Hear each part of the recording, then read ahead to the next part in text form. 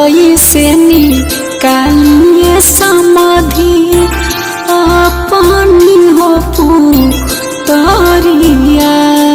हर कैसे निकालिए जी समाधि अपनी हो पुतरिया।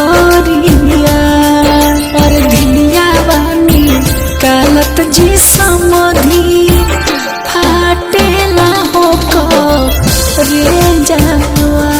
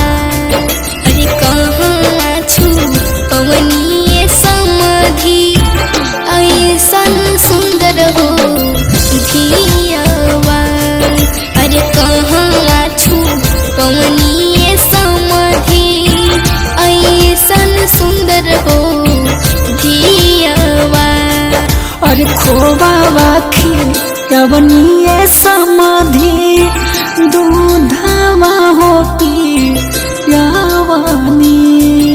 और खोवा वाखी रवनीय समाधि दूधवा हो पियावानी।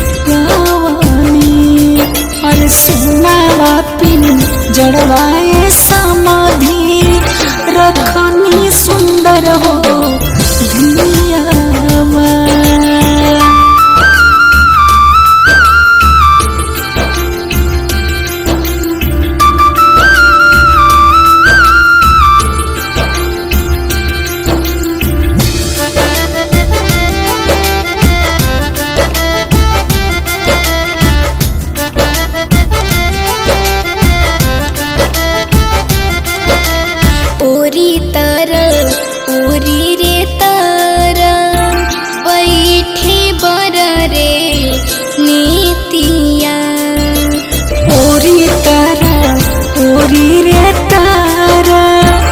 बैठे बर रे नेतिया।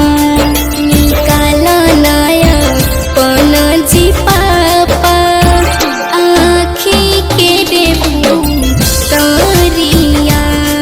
निकाला नया पन जी पापा आँखी के रे पुतरिया। हर कैसे निकालिए समाधि अपनी हो पुतरिया। कैसे निकालिए जी समाधि अपनी हो पुतरिया। धिया बानी कालत जी